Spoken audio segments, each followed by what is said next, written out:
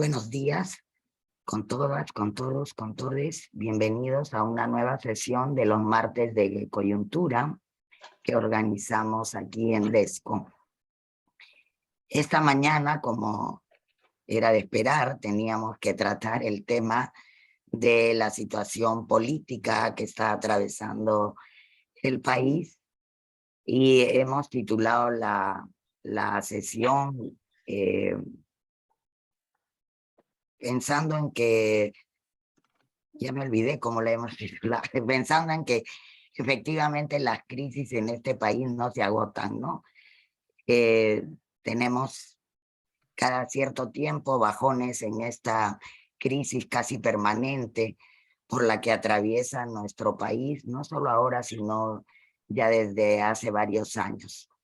Para conversar un poquito sobre en qué momento nos encontramos ahora y cómo podemos abordar esta situación y si se nos plantean algunas salidas, hemos invitado a Mirta Vázquez y a Javier Torres para que puedan compartirnos sus impresiones, sus análisis y que podamos a partir de ello hacer un diálogo, la multiplicación de las crisis. Me ayuda Patricia.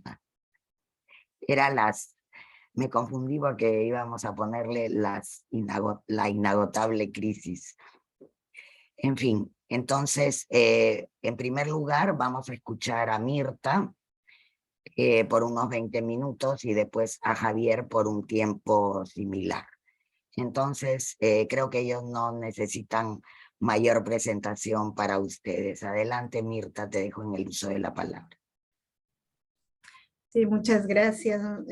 Muy buenos días con todas, todos, todes.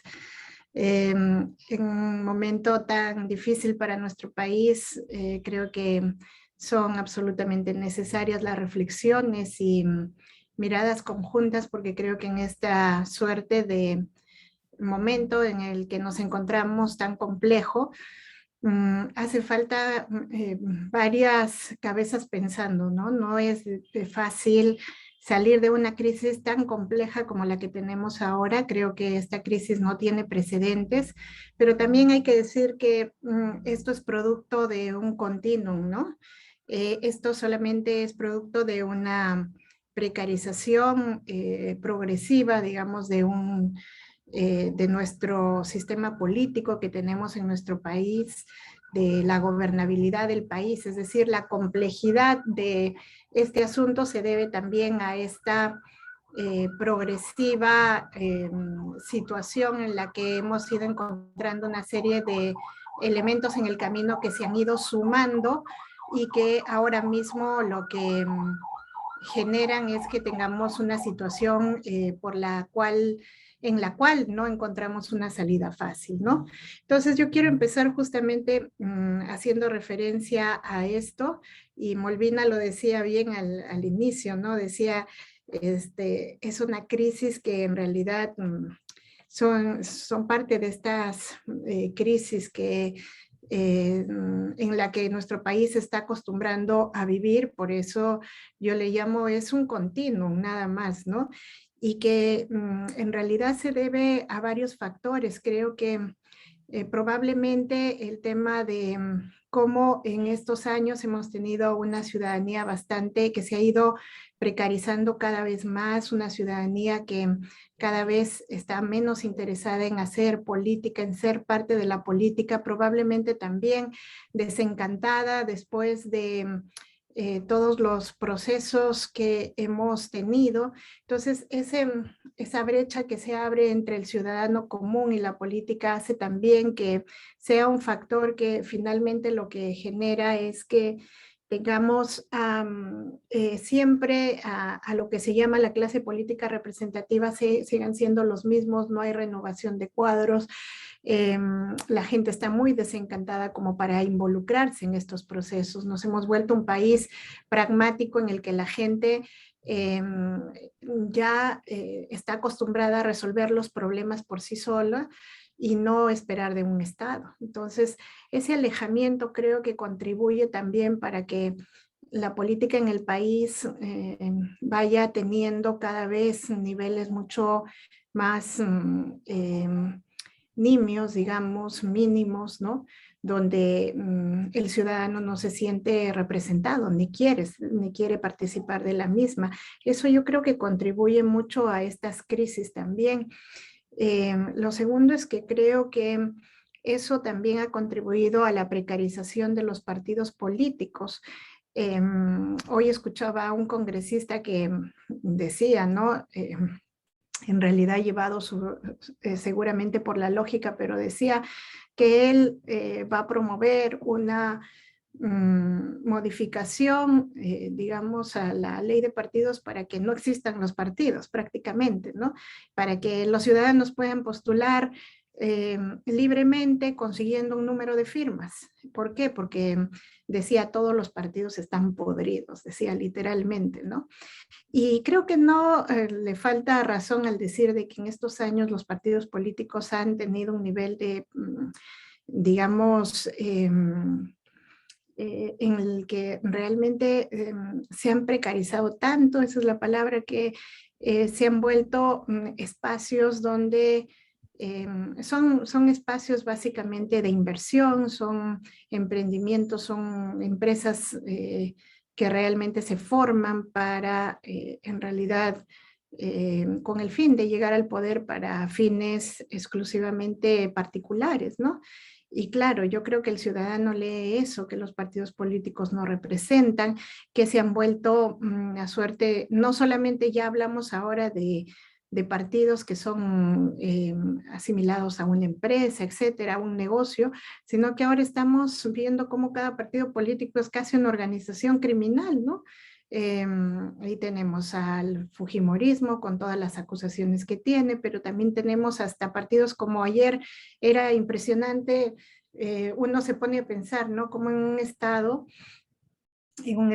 como el nuestro, se nos ha hecho tan normal mirar por los medios de comunicación cómo detienen a un político recién electo y se lo llevan a la cárcel y bueno, a nadie ya le llama la atención, o sea, es un detenido más, es un partido más involucrado en temas delictivos. Entonces yo creo que también es el tema de cómo los partidos mismos en realidad depende mucho de ellos esta situación a la que hemos llegado porque no tenemos niveles de representación legítima y eso hace que también la situación que enfrentemos ahora nos haga sentir un poco huérfanos de ver quién realmente puede buscar una salida a todo esto, ¿no? No tenemos líderes que realmente puedan proponer alguna salida. Lo que tenemos es gente que está en el poder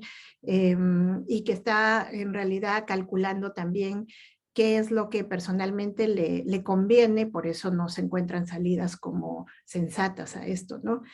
Y creo que en este momento también tenemos una crisis muy fuerte por el desbalance de poderes que hemos ido generando con el tiempo. O sea, ahora es impresionante ver cómo lo que tenemos es una pugna entre el poder ejecutivo, el poder legislativo, incluso el sistema judicial, ¿no? Cada uno queriendo competir por tener en este momento o por llevar la batuta del Estado. Ahí se ha producido un desbalance en el sentido de que se han hecho tantas modificaciones que me da la impresión que en este momento hay un poder como el legislativo que ha ganado mucho terreno y que se ha vuelto un espacio realmente de mayor poder desde donde se pueden mover una serie de cosas y si se alía con como en este caso también como con el poder judicial, realmente puede ser muy pernicioso para términos de gobernabilidad, ¿no? Hay un tema de balance de poderes, de vigencia de un Estado de Derecho que yo creo que en este momento está en duda. Hay una duda.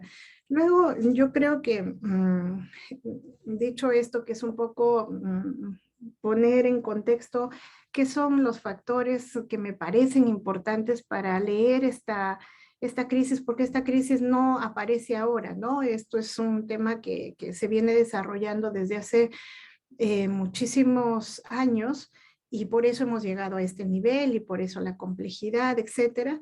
Pero creo que ahora hay que también poner como miradas a la actual crisis, cuáles son sus expresiones.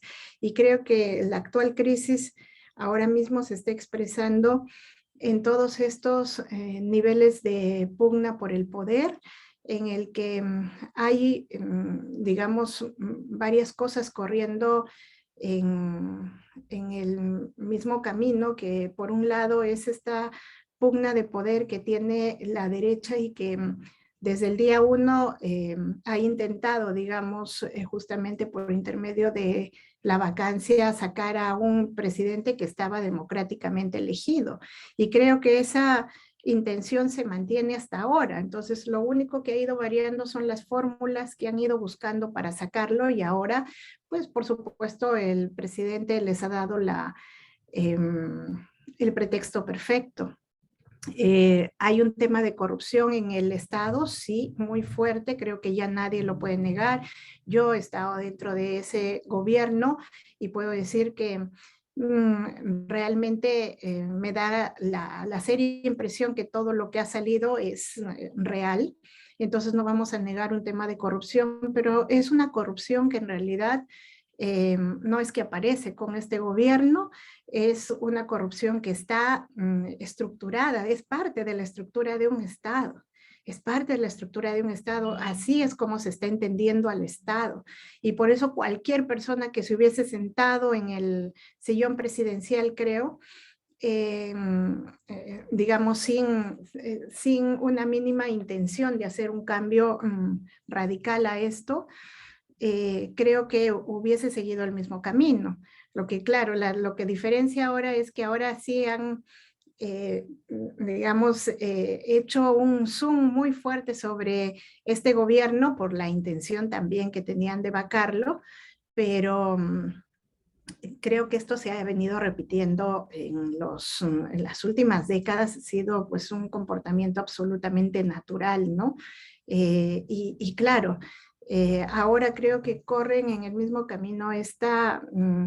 Me da la impresión que en este momento estamos en el desarrollo de un golpe que puede llegar a concretarse, este golpe blando que quieren lograrlo a partir de, ahorita están presionando muchísimo dentro del Parlamento por la votación de la vacancia, que en realidad, fíjense, ahora teniendo la vacancia y teniendo esta fórmula que ha puesto la fiscal de la Nación, que es esta denuncia constitucional absurda, total, ¿no?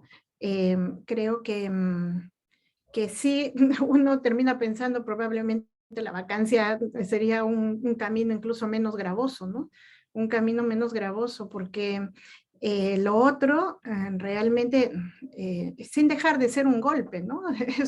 Es un golpe, pero por lo menos nos deja abierta la puerta de exigir que frente a una vacancia también haya la convocatoria, unas nuevas elecciones, ¿no? En el otro caso es el Congreso que quiere tomar la batuta de esto, un Congreso que tiene 94% de desaprobación y que se cree la solución a una situación de crisis de la que el Congreso hace parte. Yo creo que gran parte por supuesto, estoy muy, digamos, yo rechazo totalmente el tema de corrupción que ha habido en el Ejecutivo, pero creo que a estas alturas mucho más pernicioso resulta siendo el Congreso, donde no hay una organización criminal, hay varias organizaciones criminales, donde hay un sistema de corrupción altísimo, donde hay un cinismo comparado con la de un Ejecutivo que niega todo tipo de acusaciones, pero en el Congreso es descarada la forma como se blindan entre ellos, cómo esconden, digamos, una serie de actos delictivos, y bueno, a ellos no les hace el menor ruido, ¿no? Y creo que estamos pues en una situación donde cualquier salida va a ser absolutamente insuficiente. Cualquier salida va a ser absolutamente insuficiente. Digamos, si se produce una vacancia, eso además no deja de ser un golpe, deja un pésimo precedente. Acostumbrémonos a que el próximo presidente que venga va a estar expuesto a una situación igual. Me parece que en esto ha jugado un pésimo papel el sistema de justicia, porque la fiscalía, ya van 3 presidentes que estamos sacando por estas mismas razones, ¿no? PPK, Vizcarra y ahora, digamos, Castillo, cada uno con más, menos elementos, pero estaban en la misma situación, indicios razonables de estar comprometidos en corrupción. Y claro, lo sacan y luego los procesos judiciales duran la vida y probablemente no se llegue a probar la culpabilidad, ¿no? Entonces, creo que cualquier salida, como repito, va a ser muy dañina para el país, el tema de la vacancia, este tema de la suspensión, que me parece la peor, no sé, salida que se le ha ocurrido. Además, me parece que el Ministerio Público con la señora Benavides sí juega un rol en el que se vuelven funcionales al objetivo de un sector político. Me parecería que esa salida es peor, porque se tiran todo nuestro sistema de, digamos, cobertura, inmunidad parlamentaria para garantizar la gobernabilidad. Sería tirarse todo ese sistema para realmente lograr que el presidente salga, este presidente que no les gusta a un sector. Y bueno, si se produce, incluso si es que fuéramos a la salida menos o la más sensata, que serían nuevas elecciones y todos se van, creo que también tiene una consecuencia negativa, porque finalmente no estamos arreglando el problema de fondo, no estamos siendo capaces de abordar los problemas de fondo. Lo que va a venir es más de lo mismo y puede ser que peor de lo mismo, ¿no? Peor. Eso hemos ido ensayándolo en los últimos años. Sacábamos un congreso, sacábamos un presidente con la esperanza de que venga algo mejor, y lo que hemos tenido y lo que tenemos ahora es algo peor y todavía más enredado, ¿no? Entonces, no veo por el momento que estas salidas mejoren la situación.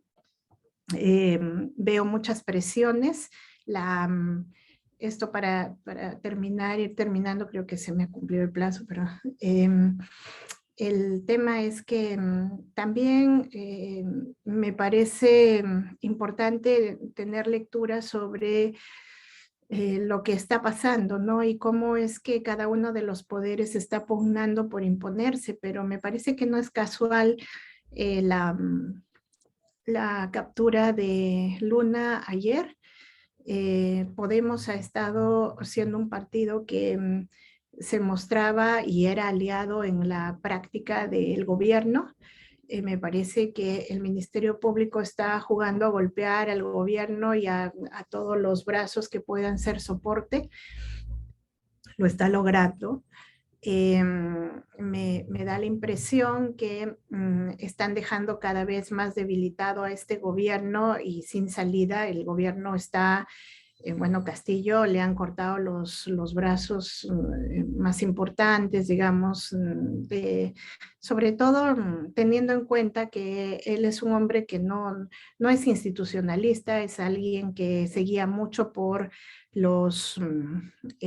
digamos, por las relaciones muy interpersonales, y todo su entorno personal ha sido golpeado, o están presos, o están perseguidos, o se están declarando testigos eficaces después de la presión.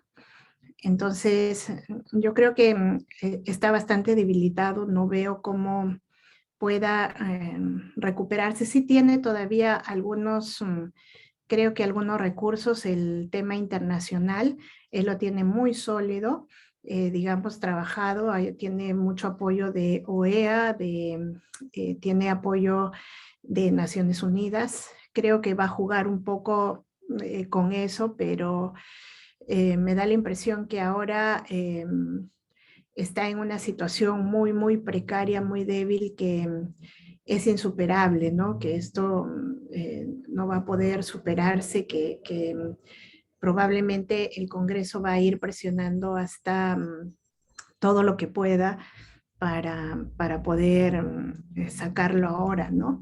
¿Qué nos queda a la ciudadanía? Creo que ahí tenemos que tener una respuesta clara, porque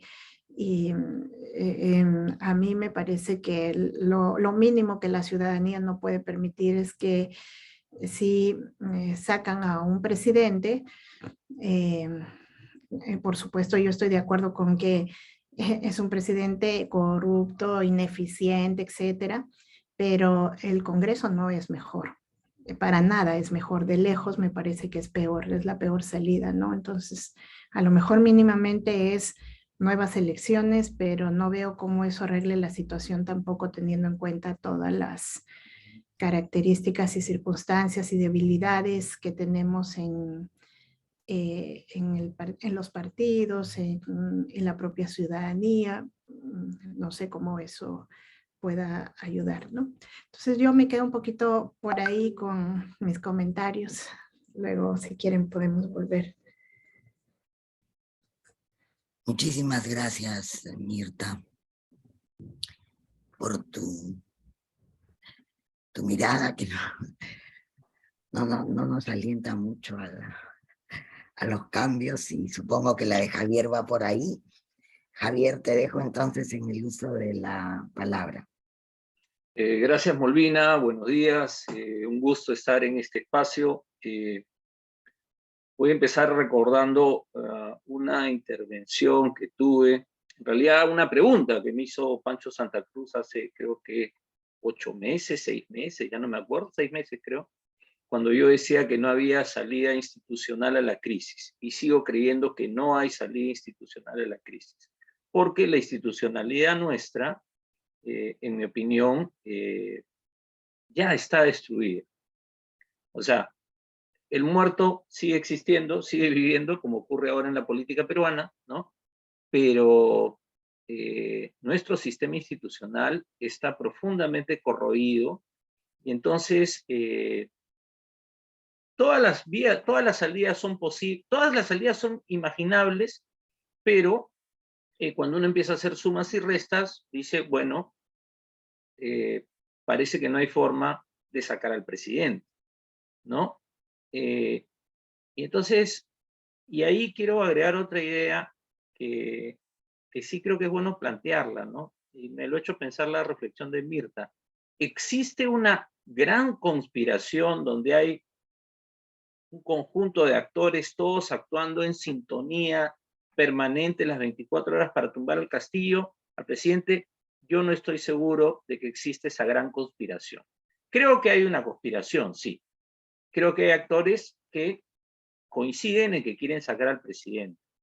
Pero si una fiscal de la Nación le tira la pelota al Congreso para que interprete el 117 o no lo aplique, y el Congreso corre a ir por la tercera vacancia, como están haciendo ahora, entonces uno dice, acá hay un problema en relación a estos actores, ¿no? A la forma en que están actuando.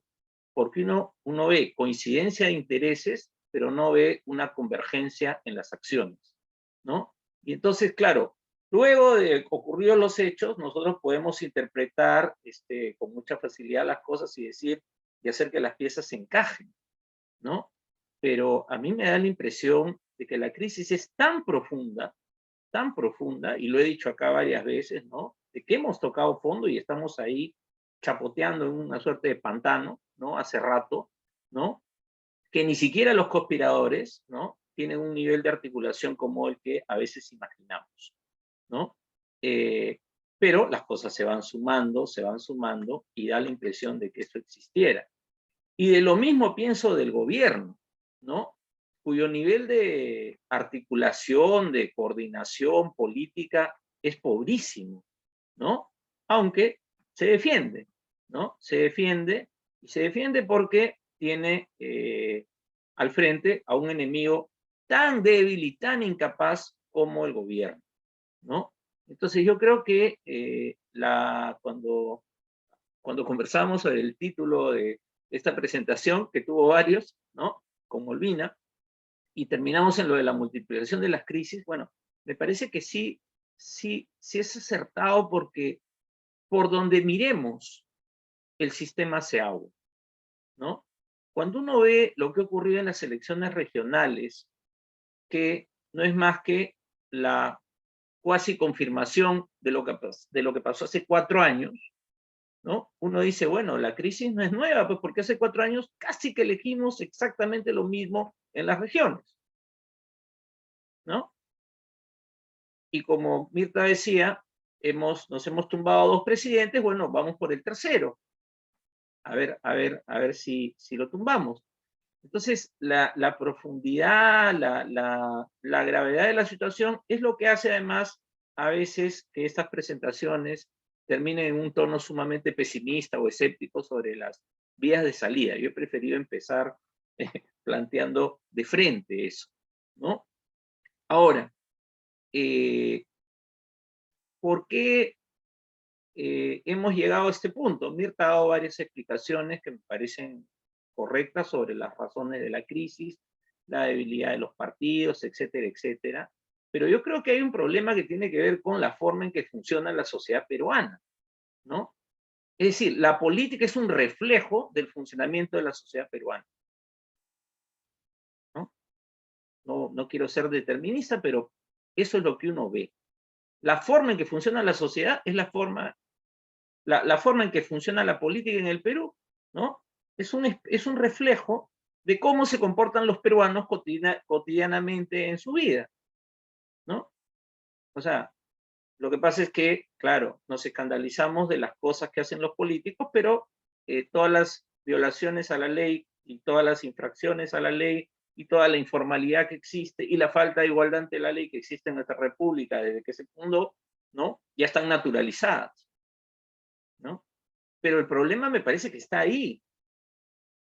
Y es claro cuando uno ve, por ejemplo, todos estos intentos, ya no sé si decir frustrados, fracasados, fallidos, de reforma política, ¿no? Que presumen la existencia de actores, ¿no? Que creen en el bien común, que creen en la competencia política ordenada, que creen en la democracia, ¿no? Que creen en la institucionalidad, cuando los actores políticos que existen en el Perú no creen en eso, pero por ningún lado, ¿no? Que creen en la democracia interna y que por tanto todas esas reformas asumen que hay un actor que las va a practicar, ¿no? Y claro, cuando a esos actores les toca aplicar la ley, o la bloquean en el Congreso y la postergan para la siguiente elección, o simplemente le sacan la vuelta, ¿no? Ustedes han estado analizando las semanas pasadas el proceso regional, las elecciones regionales, ¿no? Y en esos análisis ha aparecido claramente eso también, ¿no? Entonces, yo quiero poner énfasis en esto, en esta primera parte de mi presentación, porque si no empezamos a mirar el problema desde otro ángulo, vamos a seguir atrapados sumando y contando votos cada vez que hay una crisis, ¿no? Para ver cuánto se necesita para la vacancia y si la vacancia debe ser o no, o cuánto se necesita para la suspensión y cuántos miembros de la comisión permanente no votan y los 2/3, etcétera, etcétera, ¿no? Porque a eso se ha reducido el debate político en el Perú. ¿Cuántos votos sumas y cuántas denuncias o cuántos detenidos hay, ¿no? Entonces, escuchaba Mirta, José Luna tenía que ser detenido, pero la punta que le tenemos que sacar a esto, más allá de si esto es parte de una gran conspiración o no, es que Podemos no debería ser expulsado del padrón de organizaciones políticas. Pero ahí está, y va a estar hasta que termine ese juicio, y ese juicio sabe Dios cuándo termine, ¿no? O sea, tenemos con prisión preventiva a alguien, ¿por qué? Porque compraron a los consejeros para que nombre un jefe de la OMP para que escriban un partido. Todo el país lo sabe. Y el señor Urresti, a pesar de eso, ha logrado todos los votos que logró, casi es alcalde, y Podemos tiene bancada en el Congreso, etcétera, etcétera. Entonces, todo eso está normalizado. Y a mí me parece que ahí está el nudo de nuestra crisis. O sea, el nudo de nuestra crisis no está ni en Zarratea, ni en Palacio de Gobierno, ni en Plaza Bolívar, ¿no? Ni en el local de la Corte Suprema, ni en el local del Tribunal Constitucional. Está en la sociedad, ¿no?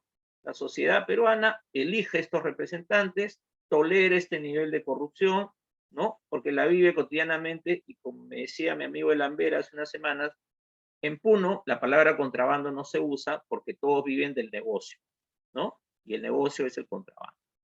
Entonces, y eso no solo pasa en Puno, ¿no? Pasa en todo el país, ¿no?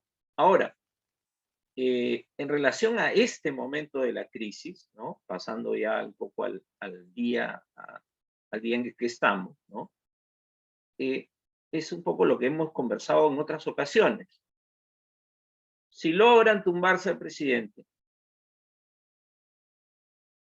la apuesta de un sector importante del Congreso y de la derecha es quedarse en el poder con el general Williams. La pregunta es entonces, que hay que responder, ya que estamos diciendo coyuntura, no es ¿para qué quieren llegar a la presidencia de la República? Y hay quienes creen que es para llegar y ahí sí hacer todas las reformas para blindar de nuevo a este modelo, ¿no? Que está haciendo agua por todas partes, ¿no? Con este Congreso. El problema es que hay una suerte de consenso en los analistas, que nos basamos en las encuestas y en otras cosas que vemos, que ese posible gobierno del general Williams o el congresista Williams, para llamarlo correctamente, porque es congresista, ¿no? El congresista William Zapata no duraría. Y se asume que no duraría porque la gente va a salir a protestar. Yo quiero poner en duda que pueda haber una reacción igual a la que hubo con la caída de Vizcarra. Por lo menos igual no creo que sea. ¿Se puede dar? Sí. Y puede haber una represión mucho más violenta también. Depende la inteligencia con la que la apliquen, de que ese posible proyecto autoritario de la ultraderecha peruana se consolide. Porque tengo la impresión de que no estamos en el mismo momento que en noviembre del 2020. Entonces, ojo que una sociedad agotada y una sociedad cansada también, ¿no? Puede tolerar órdenes autoritarios sin ningún problema. El Perú ya lo vivió, ¿no? Entonces, creo yo que hay que prestarle atención a esa dimensión de la que no se está hablando, ¿no? De qué cosa haría, cómo sería un gobierno de William Zapata. Creo que hay que empezar a pensar en eso en serio, ¿no? Castillo debería renunciar, a mi entender. Sí, Castillo debería renunciar, eso es lo que creo, ¿no? Porque su gobierno es insostenible en el mediano plazo. ¿Puede aguantar? Sí, puede aguantar. Pero el descalabro del sector público, etcétera, etcétera, ¿no? Va a ir creciendo y eso va a ser un costo que vamos a pagar todos nosotros, ¿no? El problema es que por el momento Castillo, para librarse de la prisión, tiene que seguir siendo presidente. Entonces, lo que estoy queriendo plantear es que estamos en un escenario donde por cualquiera de las salidas que se den, institucionales, institucionales o no institucionales, ¿no? Vamos a tener una crisis todavía mucho mayor, pero con la posibilidad, creo yo, de que una suerte de gobierno autoritario, ¿no? Se instale en el Perú, ¿no? Ese cuco que tenía la derecha hace un año y medio, ese cuco está con otra naturaleza ahí en el ambiente, ¿no? Entonces, a mí me parece que hay que empezar a mirar esa posibilidad. El que se vayan todos, que le gusta tanto a muchos amigos míos, el que yo no creo, ¿no? En este momento no creo que haya la vía institucional para que se logre, ¿no? No creo que haya una salida en ese sentido, en términos institucionales. el que se vayan todos, lo único que nos va a garantizar es que regresen los anteriores, ¿no? Porque uno no ve en quienes podrían ser una alternativa a lo que vemos en el Congreso, que se llamaba el progresismo, los demócratas, entre comillas, unos más liberales que otros, o socialdemócratas, aunque esos términos no se usan en el Perú, ¿no? No tienen ningún líder en este momento, y lo peor es que no tienen ningún discurso. El único discurso es: hay que hacer reforma política y hay que evitar las contrarreformas, ¿no? Entonces, hay un problema también ahí de carencia de agenda, de propuesta, de discurso. Lo dice alguien que todos los días entrevista a gente de este sector, además, ¿no? Entonces, hay un vacío enorme, ¿no? Y aunque algunos van a decir que estoy propugnando el caudillismo, ¿no? Un proyecto de cualquier tipo, sin un líder claro, sin un liderazgo fuerte, fuerte además, en un país como el Perú, no tiene cabida. No tiene cabida, no se sostiene. Cuando se habló de lo del noviembre 20, la generación del Bicentenario, etcétera, etcétera, ¿qué liderazgo emergió de ahí? Ninguno. Ninguno, ni uno solo. O sea, entonces, eso expresa también que hay una limitación en un sector que ha reivindicado los derechos humanos siempre, que los ha defendido, que defiende la democracia, que defiende la institucionalidad, pero que ha terminado como aislado en una suerte de laboratorio donde imagina cómo debe ser la sociedad y cómo lograr ser una sociedad donde el bien común sea nuestra guía, ¿no? Tuvimos una discusión el otro día, Eduardo que estuvo en esa discusión en La Mula sobre ese tema, sobre descentralización, ¿no? Y claro, pero si tú no tienes alguien, ya voy a terminar, Malvina, alguien que quiera comprarse ese pleito, alguien que quiera liderar a ese sector, simplemente vamos a seguir un poco lanzando iniciativas, coaliciones, propuestas, ¿no? Institucionales, pero que no logran calar en la sociedad en la que nosotros estamos, ¿no? En la que vivimos, ¿no? Entonces, gracias, Molvin. Pensé que ya me estabas poniendo la tarjeta amarilla, la tarjeta roja, ¿no? Y cuando uno ve, por ejemplo, lo que pasa en las regiones, lo que ha pasado en esta elección, ¿no? Porque me parece que es importante mencionarlo porque es una manifestación, como decía, también de la crisis, ¿no? ¿A quiénes se ha elegido? ¿Por quién ha votado la gente? En un 90% ha sido literalmente que regresen los que estuvieron antes. Porque no hay alternativas ni discursos diferentes.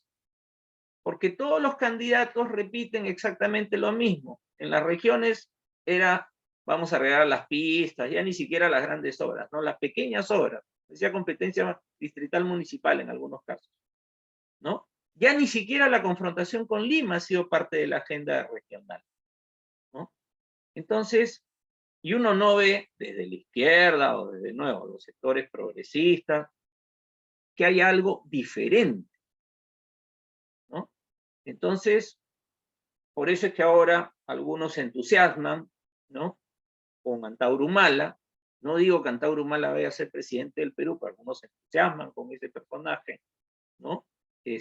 Como antes se entusiasmaron con Pedro Castillo, de quien ya se han decepcionado, aunque dicen que está bien que se quede todavía el presidente, pero ya se decepcionaron de él. Y también antes con Verónica Mendoza, y puedo ir retrocediendo a lo largo de la historia del Perú y no termino nunca, ¿no?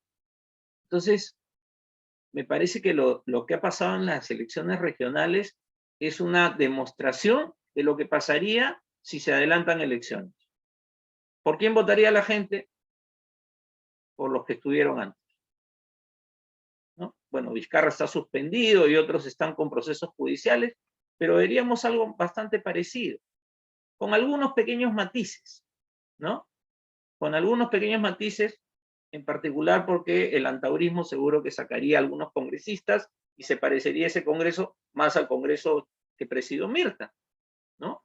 Pero no es que no va a haber una diferencia sustantiva, porque no hay nada sustantivo en el mercado político electoral peruano, ni en la oferta política peruana, ¿no? Entonces, por eso que estamos tan atrapados en no encontrar una salida, ¿no? Y lo último que quiero decir, ¿no? Porque sí estoy interesado en conversar, más que en hablar nomás.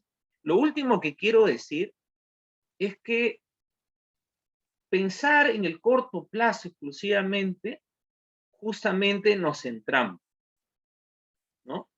Creo que hay que empezar a pensar en el mediano plazo. Esta crisis va a ser muy dura en términos institucionales y va para peor, ¿no? Y va para peor. Entonces, pero la posible instauración de un gobierno autoritario en el Perú es algo que no se debe descartar. Y les puede tomar tiempo. Se pueden demorar porque si quiere este bloque en el Congreso, quiere tumbar a Castillo, si quiere tener a un militar retirado en la presidencia, ¿no? Y eso es un mensaje clarísimo, ¿no? Y eso nos puede llevar un gobierno de ese tipo, además, a que un personaje como Antauro Humala se legitime más ante los ojos de algunos sectores fastidiados, molestos, etc., ¿no?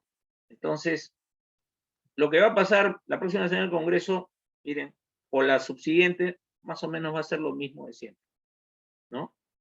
Pero el escenario hacia julio del próximo año, creo julio y hacia adelante, es el que hay que pensar mejor, ¿no? Y yo me quedo acá y sinceramente yo estoy muy preocupado porque la situación va para peor. Insisto, no hay voces que planteen algo diferente, ¿no? E incluso decir que se vayan todos en el Perú ya me parece periódico de ayer. Ahí me quedo. Muchísimas gracias, Javier. Muchísimas gracias, Mirta, también. Bueno, nada alentador el panorama, es también lo que hemos venido conversando en reuniones previas.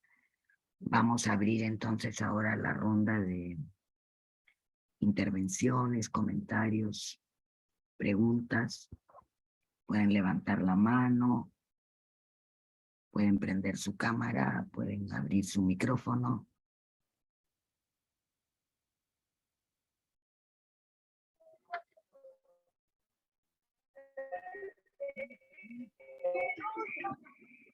Todos se han quedado un poquito.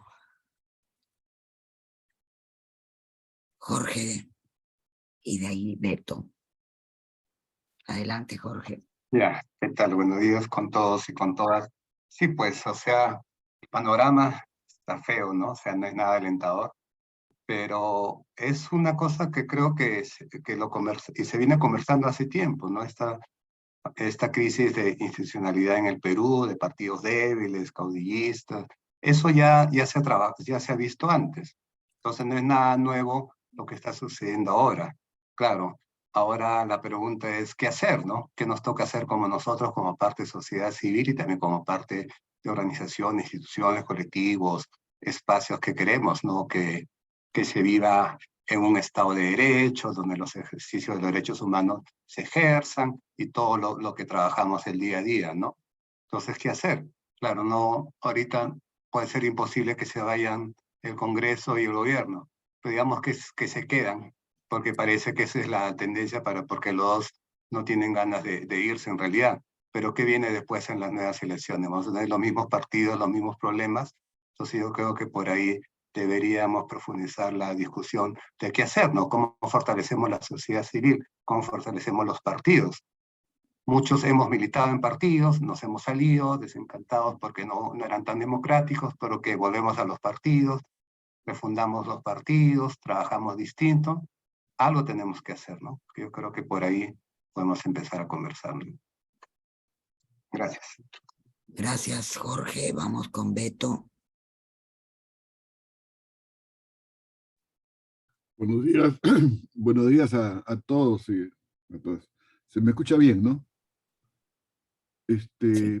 Lo primero quisiera decirles es que no es la primera vez que a un país sudamericano le pasa lo que le pasa al nuestro. O sea, si uno mira el Ecuador, entre el año 97 y el año 2005 hubo como 3, 4, 5 presidentes. Si uno ve Bolivia, también cayeron presidentes, que comenzó con Remero en el 92, en Brasil, también tuvo en Argentina caída de presidentes. Digamos, y por lo tanto, siempre he pensado que el Perú llega tarde a los ciclos, ¿no? A estos ciclos que son regionales, pero el Perú queda un poco al margen, ¿no? Finalmente, de eso, ¿no? Eso es lo primero, ¿no? Lo primero. Y las soluciones, efectivamente, como bien dice, de esos países, han sido personajes o líderes políticos muy fuertes, ¿no? Si uno mira a Correa en Ecuador, que para la crisis, ¿no? Si uno mira a Evo Morales en Bolivia, con el cual hablé una vez y me dijo, alguien tiene que perder en este país. Y efectivamente le ganó a la derecha, no solamente en las elecciones, sino le ganó políticamente. Después ya hubo otro problema.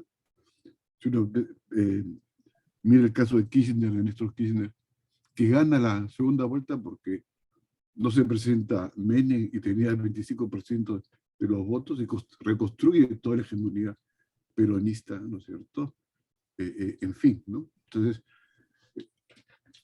me parece que hay que comenzar a ver qué factores efectivamente hubo en esos países para reconstruir una política que estaba semi-destruida.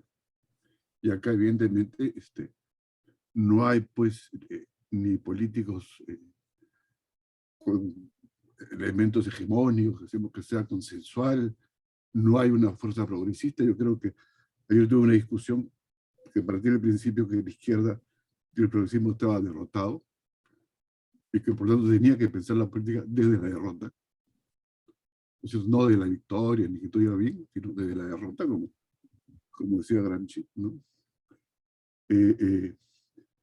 Eso en primer lugar, ¿ya? Me parece que la comparación es la madre también, es una de las madres de la ciencia. Entonces pensemos más allá de que nos pase en términos subjetivos, afectivos o depresivos, y creo que es bueno. Lo segundo, yo creo que efectivamente, o sea, el quehacer anterior se llamaba, o lo titulaba, no una, sino muchas crisis, ¿no?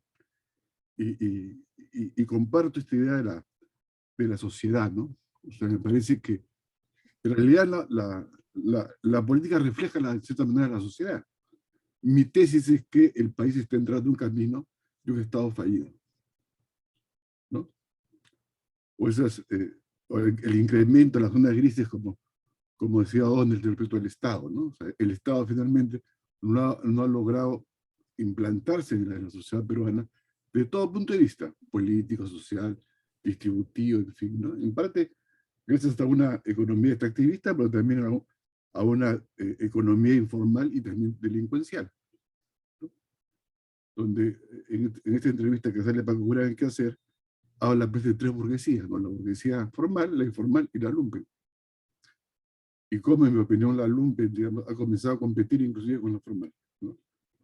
Y eso se espera también a nivel del Congreso. Pero yo creo que ese camino me parece saludable. O sea, disculpen la desviación sociológica, ¿no? Los sistemas, a veces les aparecen subsistemas, ¿no es cierto?, que compiten con el sistema, ¿no? ¿Qué es el sistema? O los absorbe o los derrota.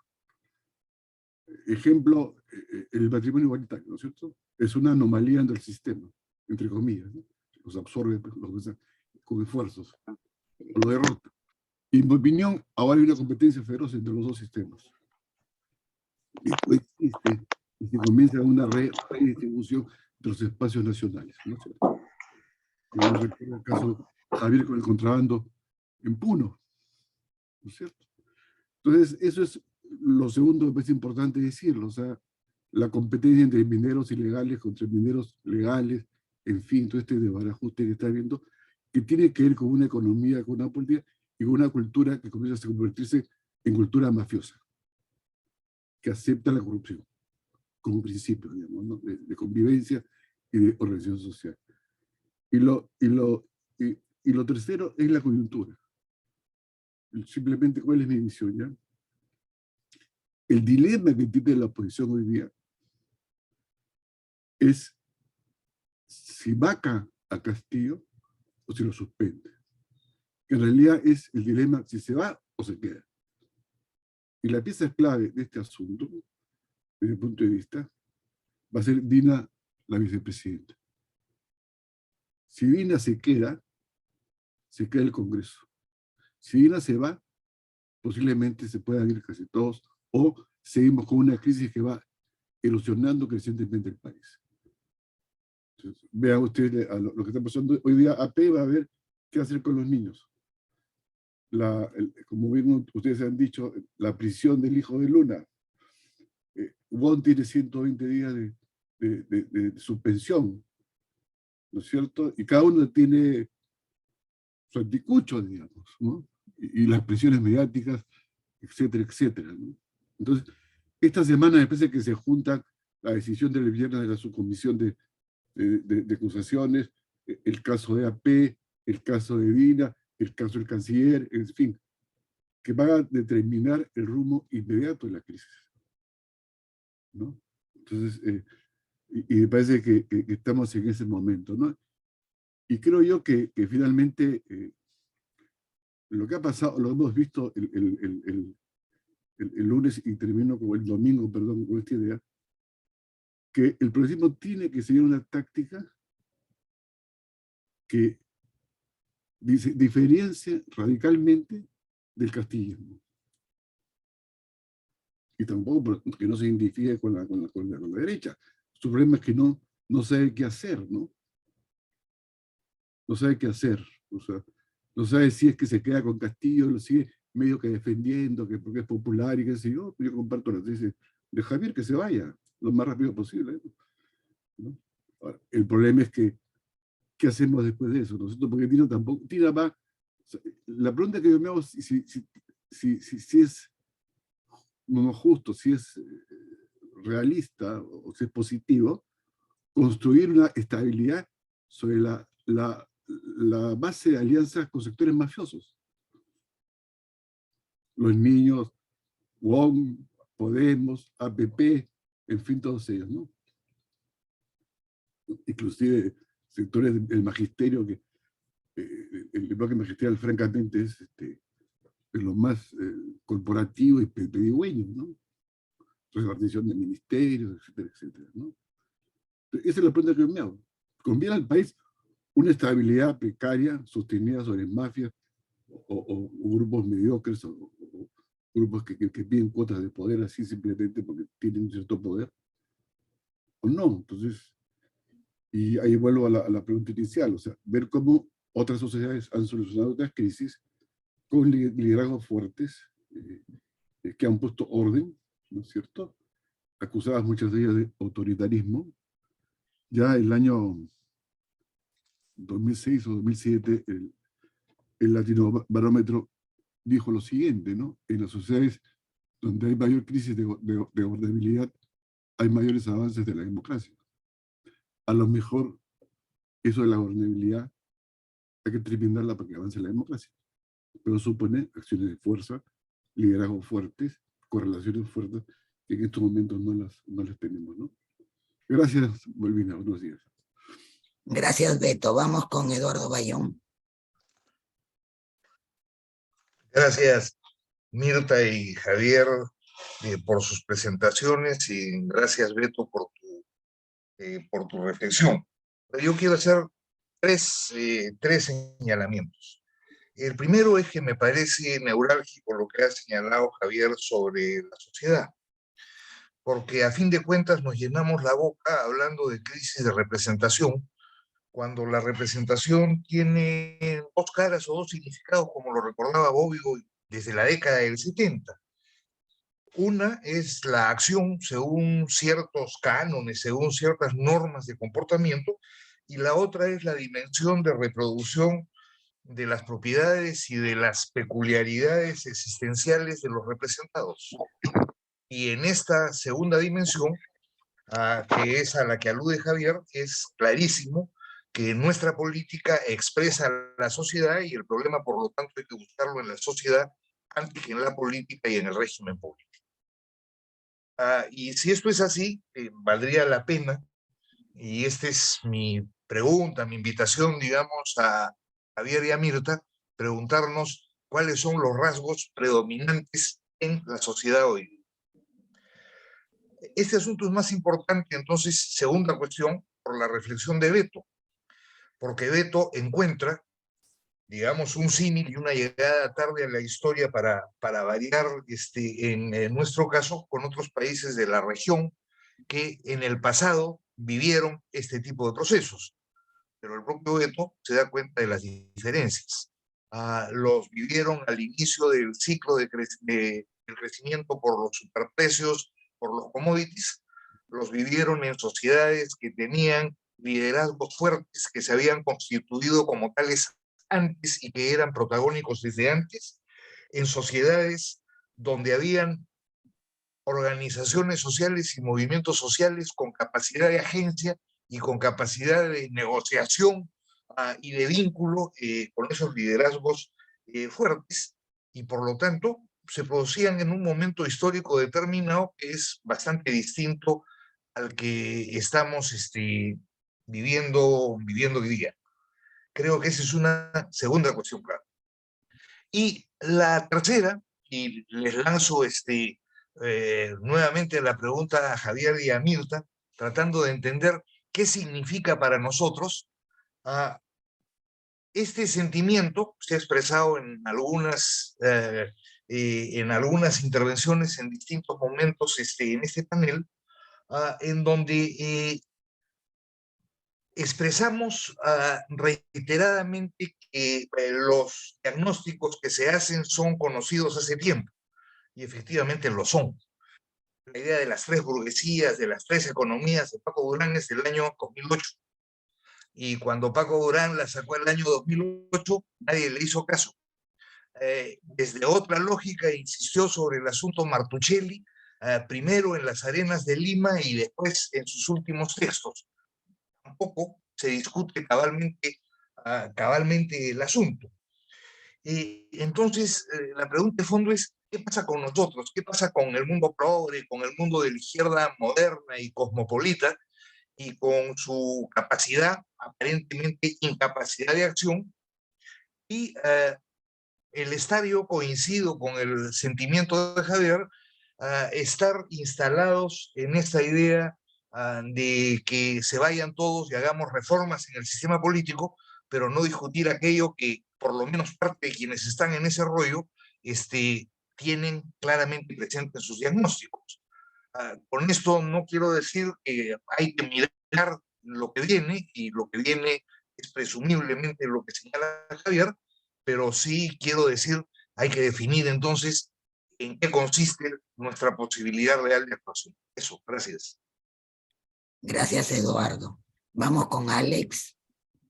Sí, muchas gracias, Mirta y Javier, por la presentación y también por las intervenciones. En realidad, varios temas me llaman la atención. Yo tengo también algunos comentarios y algunas preguntas específicas, ¿no? El primer comentario, yo coincido ampliamente con Javier, que el problema es el tema de la sociedad. Entonces, la respuesta no puede ser una respuesta política si es que el problema es un problema mayor, ¿no?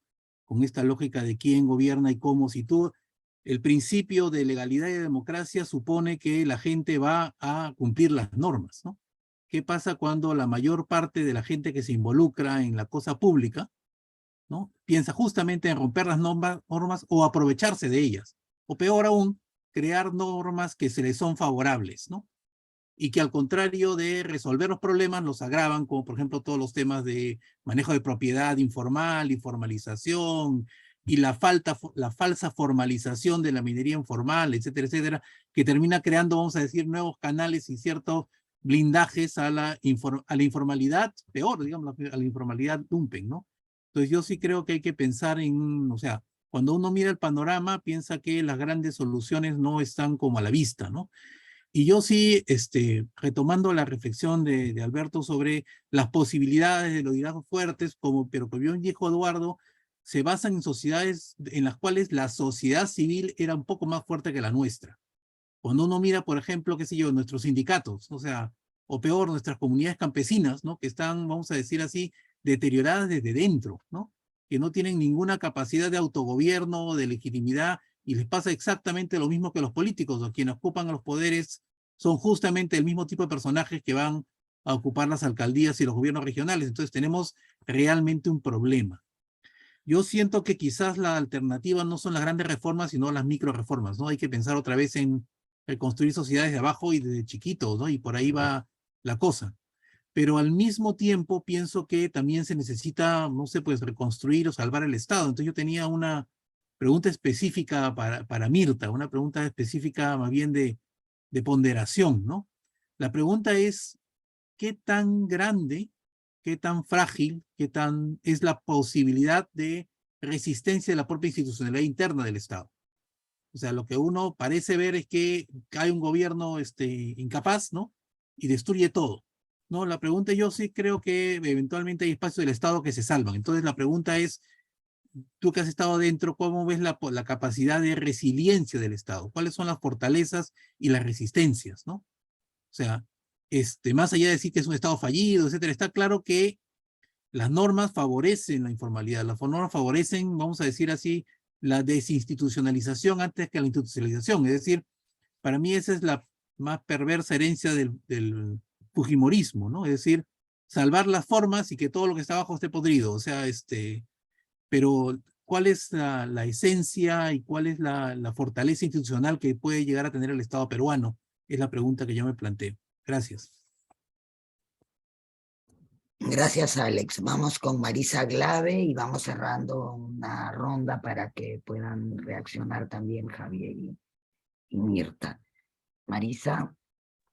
Gracias, Malvina. En realidad la mayoría de cosas ya las han dicho, solamente quisiera preguntarle a Javier, cuando él afirma no hay una salida institucional viable, con lo que yo, digamos, estaría de acuerdo en cierto sentido, pero quisiera entender si él se refiere con eso a que entonces lo único que queda es una salida militar o lo que queda es una salida autoritaria necesariamente, es decir, el camino que queda es solamente ese y por eso es que vamos hacia el mediano plazo pensando en esa salida ya casi como el devenir ahora, digamos, cómo está mirando un poco eso, ¿no? Porque entiendo claramente que hoy se está forzando y que no existe un modelo institucional que dé una salida a esta situación, ¿no? Pero sí quisiera que pudiera darnos un poco una reflexión mayor al respecto, ¿no? Y luego él dice, también Beto ha dicho, sería mejor que se vaya a Castillo lo más rápido posible. Javier dice, yo creo que él debería renunciar.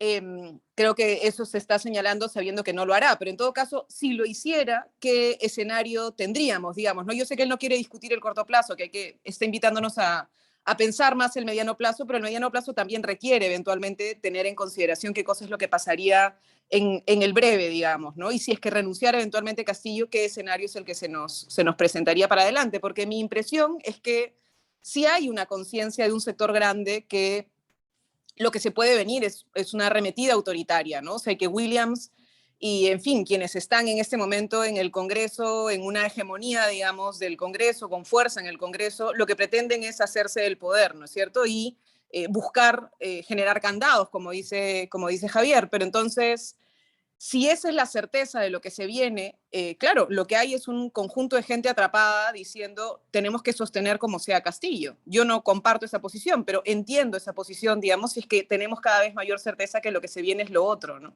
En fin, para pedirle un poquito que nos ayude a reflexionar un poco más sobre eso.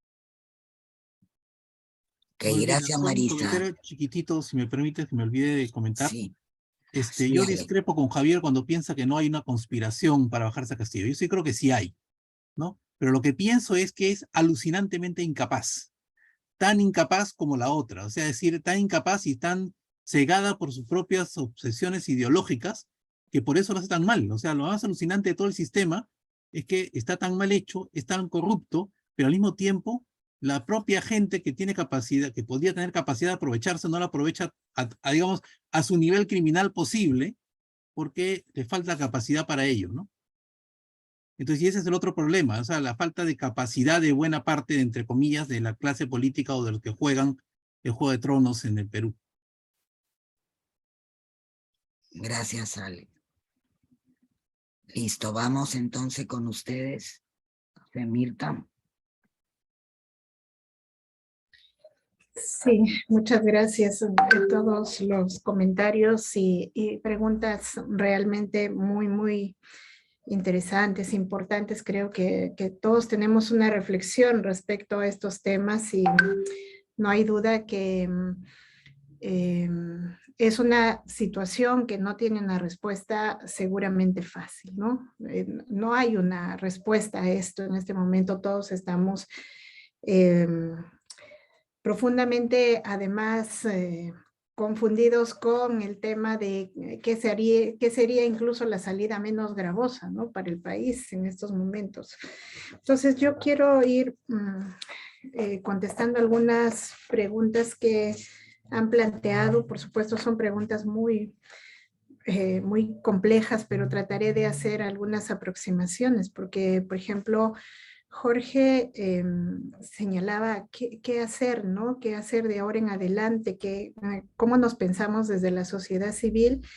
Y esto tiene que ver mucho con esta pregunta que también Eduardo planteaba, ¿no? Que tiene que ver con las características de la sociedad, porque claro, mientras Jorge dice qué hacemos como sociedad civil, creo que la pregunta justamente de Eduardo se concatena con este tema, porque claro, sí, ¿qué hacer como sociedad civil? Primero supone mirarnos y un poco pensar las caracterizaciones de nuestra sociedad, ¿no? Y creo que Javier lo ha expresado bastante bien al decir que, claro, probablemente el gran problema de todas estas crisis o todas estas crisis finalmente sean expresión de la clase de sociedad que somos, ¿no? Somos una sociedad que realmente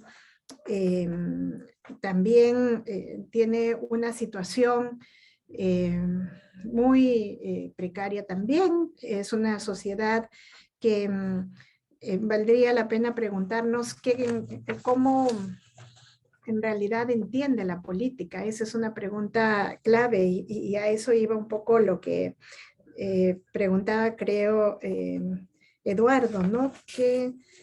¿Qué rasgos predominantes tiene esta sociedad? Y en realidad, fíjense, esta es una sociedad, cuando uno mira cómo entiende la política esta sociedad, yo creo que todos estaremos de acuerdo en que somos una sociedad que también, producto de todas estas reconfiguraciones que hemos tenido en nuestros sistemas, en nuestros modelos, cada vez se vuelve más individualista. Entonces, es la sociedad que deja de mirarse como una sociedad de apuesta común, de apuesta conjunta, y eso contradice en realidad el sentido de la política, porque la política es el intento por pensar en el bien común, en el servicio público, etcétera, cuando en realidad eso le suena un contrasentido al ciudadano de ahora, digamos, de estos tiempos, que en realidad está pensando en cómo sale adelante de manera personal, individual, cuáles son sus alcances, digamos, no a partir del conjunto, sino a partir de sus propias oportunidades y capacidades que logre desarrollar. Entonces, en ese sentido, creo que ahí yo encuentro que hay un choque con el sentido mismo de la política que queremos recuperar, ese sentido político que queremos recuperar en la sociedad se contradice con la característica del ciudadano de estos momentos, que es un ciudadano absolutamente individualista. Y bueno, y en ese sentido, además, sumándole a que somos sociedades sumamente informales, digamos, ¿no? Yo creo que también somos una suerte de espacio donde realmente la gente sabe que la política no les sirve para solucionar sus problemas en un espacio tan informal, pues el Estado no tiene ningún rol, ¿no? Cada uno se ha acostumbrado a la gente a sobrevivir por sus propios medios, entonces incluso entienden al Estado y a las burocracias como, digamos, el sistema que tenemos administrativo, la burocracia para el ciudadano es un obstáculo, no es algo que le genere un mecanismo de, además de confianza, no le garantiza nada, al contrario, es un obstáculo. Si el ciudadano puede saltarse todas estas exigencias del Estado, finalmente la burocracia tiene un sentido, ¿no? En darle un orden, una institucionalidad al Estado, etcétera, pero para el ciudadano eso le suena a un gran obstáculo. Por eso es que el ciudadano está tan acostumbrado, por ejemplo, a que cualquier cosa que tenga que ver con el sistema de administración del Estado, pues prefiere pagar la coima y saltarse todo eso para no enfrentarse a la organización y a la formalidad de un Estado, ¿no? Le resulta un obstáculo. Y creo que somos una sociedad que se ha acostumbrado a entender la política como un sistema clientelar, ¿no? Es increíble, pero yo no sé si ustedes también lo han escuchado, pero es muy común, por ejemplo, ahora que regresé a Cajamarca estos días y hablaba con la gente campesina, ¿no? Y les preguntaba cómo están viendo el gobierno. Primero que ellos ven este tema de todos los asuntos políticos, etcétera, y todos estos detalles que acá en la capital sí sentimos como muy cercanos y nos afectan, etcétera. En la provincia en realidad no es que estén afectados por eso, ¿no? O sea, saben que hay acusaciones de corrupción, saben todo eso, entonces ven además como un tema que es normal, natural, digamos que en todos los gobiernos hay acusaciones de corrupción y acá para el ciudadano común solamente la discusión es quién es más corrupto que el otro, ¿no? Y son pleitos, lo que acá vivimos son pleitos de las alturas, ellos están realmente pensando en cómo siguen adelante, etcétera. Y claro, sí se plantean el tema de qué pasa si sacan a Castillo, pero ellos lo ven más como un problema porque dicen, bueno, es que si se va a Castillo va a venir otro corrupto y va a venir un corrupto que no es ni siquiera un aliado nuestro. A Castillo todavía sienten que es uno de los suyos de alguna manera, ¿no?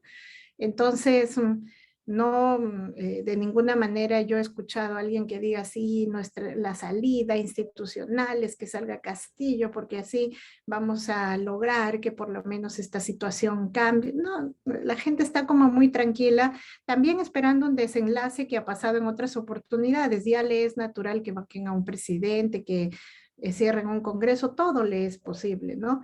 Entonces, además hay una frase que me impresiona mucho, que yo la he escuchado varias veces, que dicen, pero ¿qué tanto se quejan de que el presidente robe? Si está en ese espacio es natural que tenga que hacerlo porque tiene que aprovechar el momento, digamos, todos lo hacen, todos lo hacen. Entonces creo que nos hemos acostumbrado también a entender a la política como este sistema clientelar en el que todo el mundo le es legítimo que se aproveche del Estado, que llame a su gente, que vuelva, digamos, toda la institucionalidad como un sistema en el que afianza a los suyos, ¿no? Pero esto creo que es sentido además no solamente en la gente campesina, sino que en el común de la gente se siente eso, sino para los que hemos sido funcionarios públicos, realmente no saben lo difícil que es lidiar con esto, porque la gente te toca la puerta y te dice, yo quiero tal cargo, yo necesito que me pongas en tal cargo, y hacerles entender que no funciona el Estado así, que realmente no podemos manejar la institucionalidad de esa manera cuesta, porque entonces todo el mundo se enoja y dice, no es una persona que le gusta servir. A mí varias veces me han acusado de eso, eres egoísta, no te gusta servir, llegaste al cargo y no ayudaste a nadie, no le diste mano a nadie, ¿no? Y finalmente eso también es porque la gente siente que realmente entiende la política así, ¿no? Como un sistema que naturalmente puede ser clientelar. Entonces creo que con todos estos rasgos de nuestra sociedad, la pregunta incluso no es ni siquiera pensarnos en cómo resolvemos esta crisis. Nosotros creo que tenemos que empezar a pensar, decíamos, en una respuesta que vaya más allá de la crisis, que responda realmente a esta situación tan compleja en la que han caído los partidos políticos, pero incluso ahora nos damos cuenta que es más atrás, es como empezamos a, probablemente tengamos que hacer una tarea muy fuerte de ver cómo también repensamos la política en torno a la sociedad que tenemos actualmente, ¿no? Y probablemente, como decía Alejandro, a lo mejor no esperemos la gran reforma, tenemos que empezar por micro reformas, por incluso plantearnos cómo reconstituir, por ejemplo, partidos políticos pensando en las características actuales de la sociedad, ¿no? Repensar qué significa un partido político en este momento, cuáles son los retos en estas circunstancias, hacer que la gente piense como colectivo es complejo, digamos, ¿no? En estas situaciones, pero seguramente algunos mínimos podemos ir encontrando. Entonces, y decía... preguntaba Alejandro una cosa muy interesante, ¿no? Dice qué tan frágil es el Estado y su capacidad de resiliencia. Yo puedo decir que en realidad tenemos un Estado, miren, esto les va a sonar un poco extraño, pero tenemos un Estado bastante resiliente, ¿no? O sea, el Estado es increíble, pero es un sistema también que está tan filtrado por las informalidades, por los temas de corrupción, etcétera, que como son cosas que siempre van a permanecer, sigue funcionando a pesar de que cambies todas las cabezas que cambies, ¿no? Tenemos un presidente realmente, realmente yo les digo, porque a mí me frustraba mucho, ¿no? Que tengamos un presidente, un consejo de ministros que nunca, y yo creo que hasta ahora no lo hacen, nunca se reúnen a pensar sobre cuáles son los objetivos del Estado, etcétera. Tenemos ministros que no tienen ni la menor idea qué hacen en esas carteras, que no tienen ni idea de lo que están haciendo en esos espacios, pero todo sigue funcionando porque los sectores medios, digamos, del Estado siguen ahí. Incluso yo me acuerdo mucho de un ministro que se quejaba porque decía, los funcionarios de mando medio están demasiado empoderados, me decía. Y yo le decía, ¿pero por qué? Porque cada vez que llegamos, un ministro y un viceministro se ríen y dicen, bueno, nosotros vemos por acá desfilar ministros y viceministros, ustedes se van a ir, nosotros nos vamos a quedar, gente nombrada que es la que maneja todo, ¿no? El Estado va a seguir funcionando a pesar de que hayan todas estas situaciones, digamos, que parecen que fueran un colapso, pero en el fondo, en la estructura del Estado, del funcionamiento del Estado, no pasa nada, esto sigue funcionando, o sea, esto sigue una suerte de... estamos en...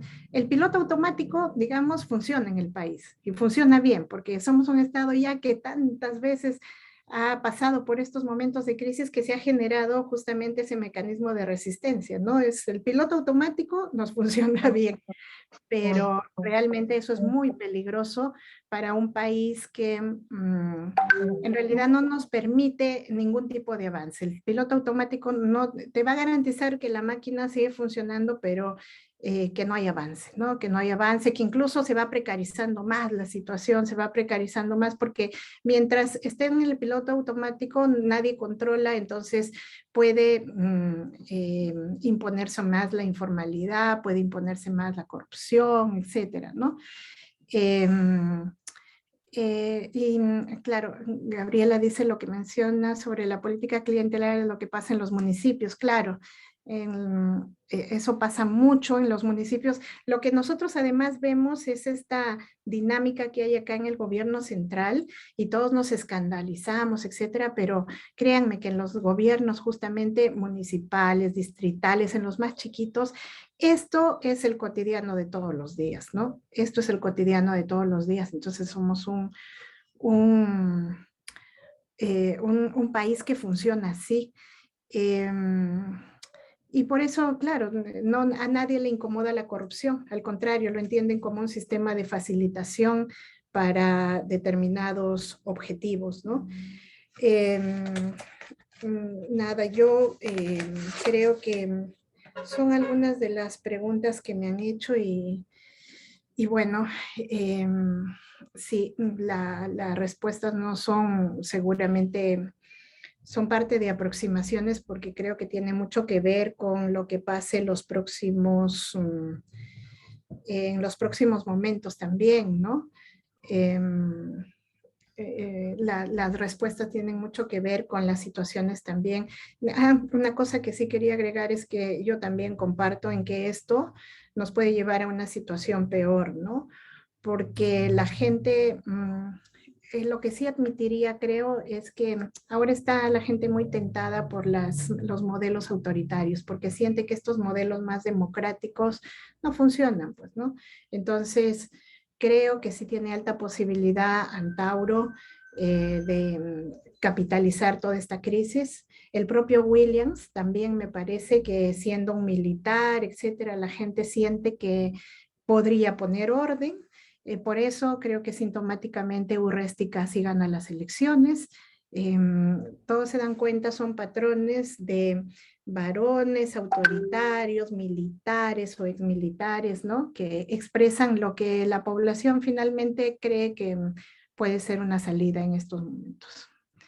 Gracias. Gracias, Mirta. Vamos con Javier. Javier, no sé si has visto todas las preguntas o Sí. comentarios, porque había una de Luis hace rato, de las primeras, preguntando por Cerrón también, a ver si puedes comentar algo. Ok, yo estoy de acuerdo con Beto en que efectivamente estas situaciones se han vivido en otros países del continente, ¿no? Pero, como dice Eduardo, también hay que ver en qué momento estamos en el contexto global, ¿no? Y en el contexto de la economía regional también. Y claro, aunque los tiempos han pasado, los tiempos han cambiado mucho, el Perú tuvo una crisis en los años 30, inicio de los años 30, brutal en términos políticos.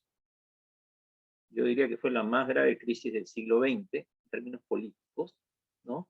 Muy poco estudiada, muy poco entendida, y que terminó con un presidente encargado por un congreso, el Congreso Constituyente, que fue el general Benavides, que se quedó encargado 3 años de la presidencia. No había un encargo, no, eso no es lo que señalaba la Constitución, no, pero le encargaron el poder, se quedó 3 años y luego se quedó 3 años más. Entonces, justamente lo que señalaba Mirta al final, y en ese momento teníamos a los dos más grandes movimientos de masas de ese momento, la Unión Revolucionaria, de la cual nadie se acuerda, salvo unos pocos historiadores en estos tiempos, y el APRA. ¿Y qué cosa hizo Benavides? Ya sabemos lo que hizo Benavides, ¿no? Y ahí hubo un proceso de restauración, digamos, que duró mucho tiempo. Entonces, eso puede pasar. O sea, cosas así pueden pasar, y eso es a lo que yo iba. O sea, uno también puede tener la ilusión de decir, bueno, emergerá un liderazgo progresista, pero claro, como decía Alex, ¿dónde están las organizaciones? Y si alguien conoce comunidades acá en este grupo es Alex, que se ha estudiado tanto, pero sabemos pues la enorme debilidad de las comunidades y de todo tipo de organización que hay en el Perú, ¿no? Cuando uno ve la fragmentación, hablamos mucho de la fragmentación política, la fragmentación social es casi igual, ¿no? ¿Cuántos gremios de transportistas tenemos que hacían paros sucesivos y distintos y negociaban de distinta forma hace solamente unos meses? Creo que 7, ¿no? Y eso en general. Vean los conflictos en la Amazonía y cómo hay guerras entre AIDCEP y las organizaciones que eran sus bases o que no eran sus bases, ¿no? Entonces, eso es el nivel de atomización, ya diría yo, de todo lo que es la sociedad civil en general, ¿no? Es enorme en el Perú, ¿no? Y eso tiene que ver con también lo que decía Mirta y algunas de las preguntas de cómo funciona la política y cómo nos relacionamos, tanto los individuos como las organizaciones, con el Estado, ¿no?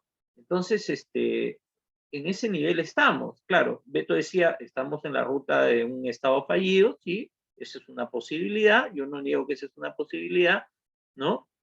Pero acá hay un tema que el modelo, vamos a decir así, el neoliberalismo de los 90, justamente hubo un tema que no tocó, que lo dejó ahí, ¿no? Y que en parte es lo que le permitió asentarse, que era, hay determinados espacios de nuestro territorio donde hay posibilidades de desarrollar cierto tipo de economías, promovamos la agroexportación, la costa norte, Ica, los grandes complejos, los grandes yacimientos mineros, Yanaco, Chantamil y todo lo que vino después, ¿no? Pero en otros lugares y en otros espacios donde no tenemos nada, no tenemos eso, bueno, que la gente resuelva, ¿no? Y entonces, ese tema, el neoliberalismo peruano nunca lo atendió. Ni la informalidad, ni las economías ilegales, ¿no? Y todos los intentos posteriores han pues sido fracaso rotundo, ¿no? Entonces, eso está muy instalado en nuestra sociedad, o sea, no es una cosa nueva, ¿no? No es que las economías ilegales, como algunos analistas limeños, no los presentes, pero algunos que yo escucho, prácticamente dicen que por culpa de la descentralización de economías ilegales en la región, una mentira pues, del tamaño de una catedral, no, esto ha estado ahí, ha crecido, se ha desarrollado, tiene que ver también con los precios de los minerales, el valor de la madera, en fin, la economía de la droga, etcétera, etcétera. Pero eso nunca lo resolvió, pues el neoliberalismo fue uno de los grandes pendientes de la reforma neoliberal de Fujimori, ¿no? Y yo no sé qué pasaría en un desenlace de esta crisis en relación a esos sectores, ¿no? Pero quería pasar a otra cosa, ¿no? Que tiene que ver con, entonces, podemos terminar ahora en una nueva dinámica autoritaria, sí, yo creo que sí, ¿no?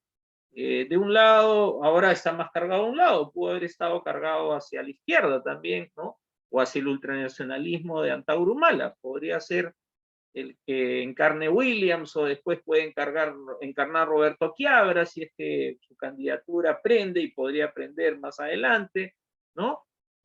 O sea, los principales actores, o sea, no los principales, un actor muy importante de la política peruana en este momento, mucho más que en años anteriores, son los militares retirados, ¿no? Los militares retirados se han convertido en actores principales de la política peruana, aunque han habido antes otros también que actuaban, pero ahora su peso y su presencia es mucho mayor. Y acá, a pesar de que hay toda esta informalidad y toda esta ilegalidad, al mismo tiempo, esa ciudadanía demanda orden también, ¿no? Entonces, eso es algo que puede ser capitalizado políticamente por cualquiera de los actores que he mencionado. Ahora, yo también creo que el sector, o sea, las izquierdas democráticas, progresistas y en general las izquierdas han sufrido una enorme derrota, ¿no? De diferentes tonos, unos sectores, unos más que otros, y que hay un desconcierto total y generalizado, ¿no? Me preguntan por el rol de Cerrón. Yo creo que Cerrón ha estado jugando a colocar sus piezas, jugando a sostener al presidente, golpearlo para sostenerlo con los votos, y en un proyecto que era el proyecto personal de Cerrón, que era conseguir más acceso a recursos del Estado para sus negocios. Porque yo siempre he creído que Cerrón no es más que eso, ¿no? Que todo su discurso es eso, discurso nomás. Y ahora tiene aunque ha perdido el gobierno regional de Junín, tiene en el corredor minero algunos distritos que le pueden generar algunos réditos más, aparte del dinero que recibe su partido por el financiamiento público, ¿no? Y ya está. Porque eso es, ¿no? Porque no hay ningún proyecto muy elaborado detrás de ello, ¿no? Más allá de, sí, él tiene una mirada del mundo, es una mirada de una izquierda más tradicional, pero como proyecto político a mí me parece que es tan parecido al del resto de gobernadores regionales que hemos tenido en el Perú en los últimos 20 años, de la mayoría por lo menos, no todos, pero la mayoría. Ahora, hay un tema, entonces claro, cuando yo digo que hay que pensar en mediano plazo, ¿no? No es que digo que hay que encerrarnos y no pensar en el qué hacer, digamos, ¿no? Que yo también recomiendo la lectura de la revista, que Beto nos ha hecho varios comentarios sobre ella. Pero justamente lo que hay que pensar entonces es, claro, hay que ver salidas a la coyuntura, ¿no? No digo que no hay que verlas, pero hay que pensar cómo se afrontan estos problemas mayores de la sociedad peruana, ¿no? Y qué salidas hay para que eso cambie, para no terminar ya ahí sí pues siendo definitivamente un Estado fallido. Y eso es lo que tendría que pensar cualquier grupo político, cualquier grupo de gente preocupada por el país, ¿no? No quedarse solo en el que se vayan todos, porque para mí mi crítica a los sectores que han enarbolado esa bandera es que todas sus demás propuestas de otras cosas han quedado subordinadas a eso. Y a mí me parece es un error, porque hay un montón de temas de otro tipo, de políticas públicas, sectoriales, que están simplemente abandonados. Nadie habla de ellos, ¿no? Y el Congreso y el Ejecutivo menos todavía, ¿no? Entonces, creo que ahí esa es la clave, ¿no? Y cualquier proyecto parte de un proyecto de reconstruir un sector, ¿no? Que ha sido derrotado, como ha dicho Beto, ¿no? Una agenda y un sector que perdió electoralmente. Y perdió también en el relato, la narrativa, que es la palabra que se usa ahora, ¿no? Pero sus relatos perdieron, fueron derrotados. Entonces hay que construir algo nuevo. Eso es lo que yo creo. Ahora, sobre la coyuntura, ¿no? Yo dije que no había una gran conspiración, y cuando quise decir eso es que, y dije también que había una conspiración, ¿no? En relación al comentario de Alex, pero no es que todos los actores que están interviniendo en la guerra contra Castillo actúen dentro de un solo proyecto. Hay una convergencia y en determinados momentos coinciden en sus acciones y en otros momentos simplemente uno se da cuenta que están yendo por, vamos a decir, pistas separadas. En todo caso, habrían varias conspiraciones en curso, ya, para ser más preciso, ¿no? Y bueno, sobre la pregunta de Marisa, sí, sobre la pregunta de Marisa, que tiene que ver un poco con la salida institucional, ¿no? O sea, efectivamente, el problema está en que cuando yo hablo de la crisis, no estoy hablando solo de la salida de Castillo, ¿no?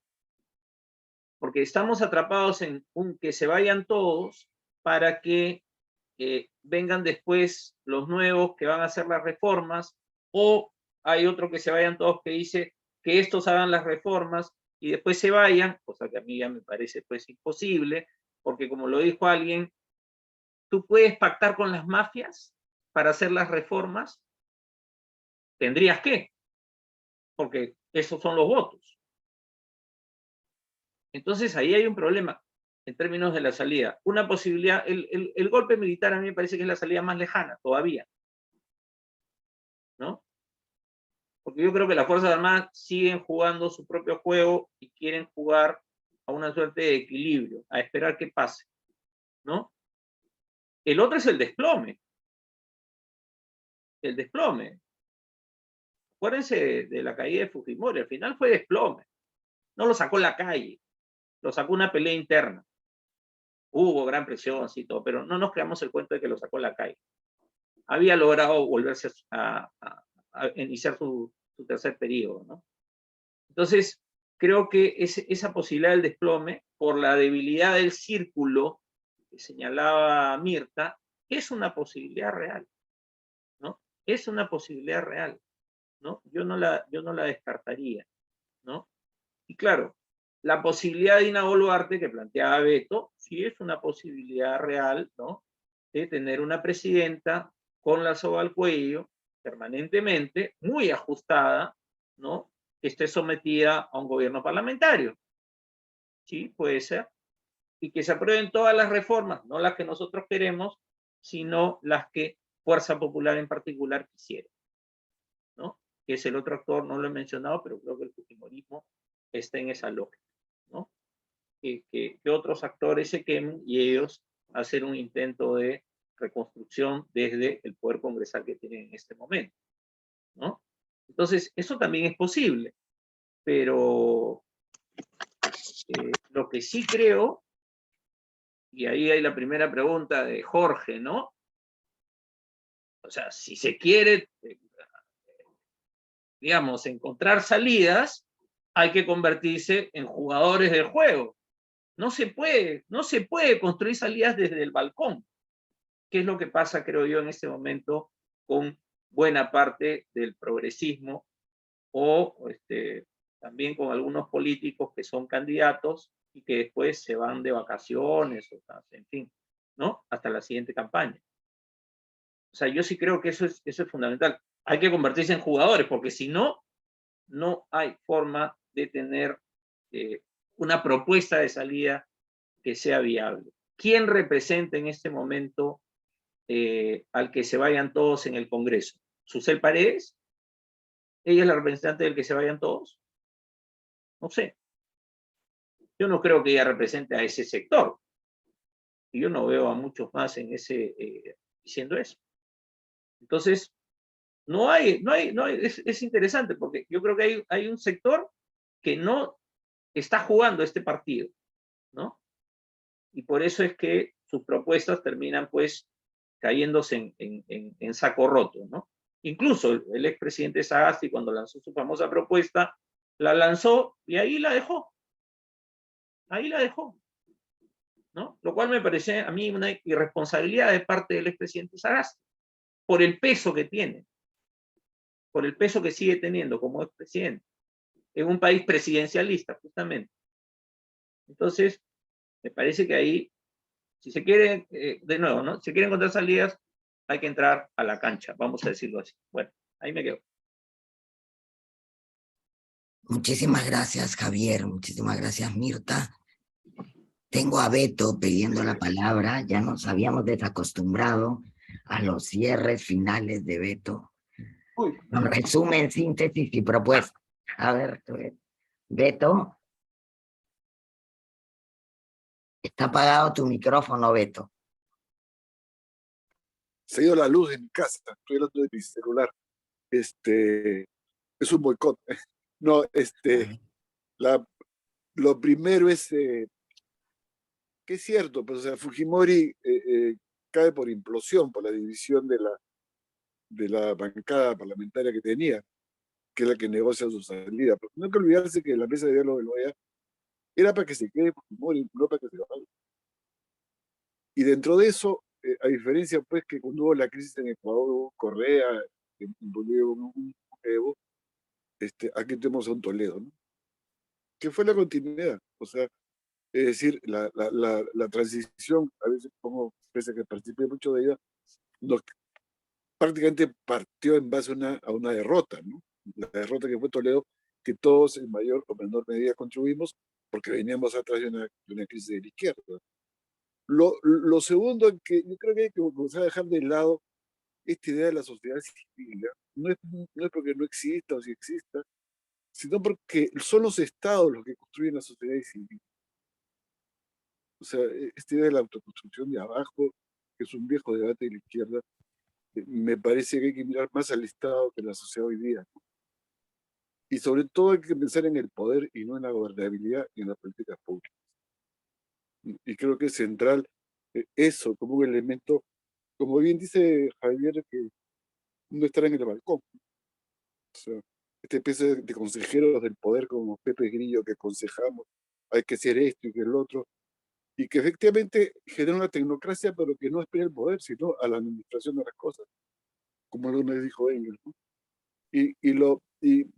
Y lo tercero, creo yo que a veces pienso que la salida está en el propio Castillo, ¿no? Si este tiene un gesto de ordenar una salida que justamente impida las cuestiones autoritarias o impida un gobierno parlamentario con programas y reformas exactas. A lo mejor espele mucho a su grupo de poder, pero me parece que en parte está la salida por ahí y yo salida para el propio presidente, para que no quede aparentemente tan mal como sigue hasta ahora. Entonces, en ese sentido, no hay que descartar una renuncia en esa posibilidad. Lo otro es simplemente el desastre, ¿no? Y finalmente, yo siempre repito esta frase de Benjamin, ¿no? El apocalipsis es la reiteración. Es decir, podemos entrar a una curva tipo pandemia que sube, asciende y se queda arriba y se vuelve plana, ¿no es cierto? No es una buena noticia, sino que la crisis va a cumplir un factor, como toda crisis, destructivo y de empeoramiento de las sociedades, ¿no? Entonces, por eso creo que estamos en un momento, un nuevo histórico, en algo fundamental. Y finalmente, volver a lo de Torres y el 30, desde el 30 en adelante, la función de la derecha ha sido resistir e impedir el avance del progresismo. Eso fue el 30, eso fue después de Velasco, en los 80, y después con Fujimori, que fue el campeón de esta resistencia antivelasquista, ¿no? Y esa resistencia, en mi opinión, la derecha está ganando. Entonces, me parece que eso es central. Y finalmente lo que dice Bayo, que es cierto, o sea, llegamos tarde y a un contexto, en mi opinión, que no supimos aprovechar en el momento que había que aprovecharlo, pero en fin, ese es otro problema para discutir más adelante. Muchas gracias, Molvina, y no hay ninguna síntesis, ¿no? Y gracias por todo. Y también gracias a los ponentes. Gracias, Beto. Bueno, no sé si Javier o Mirta quieren decir algo. Tenemos 4 minutos antes de las 11 para cerrar. Si no, podemos usar el tiempo para tomarnos una foto. Ya el doctor Del Arias recuerdo. ya dijo todo, ya. Ya no tenemos nada que decir. Bueno, a jugar, vamos a jugar todos entonces. Sí.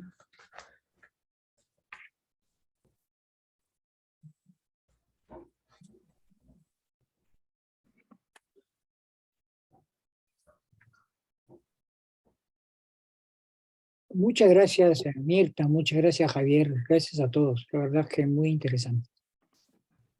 Muchas gracias a ustedes por la invitación. Hola, Mirta, ¿cómo estás? ¿Cómo te va? Aquí Bien. sufriendo yo también. Todos sufrimos. Sí. Está muy difícil la situación, ¿no? Sí, muy difícil, la verdad. Muy complicada.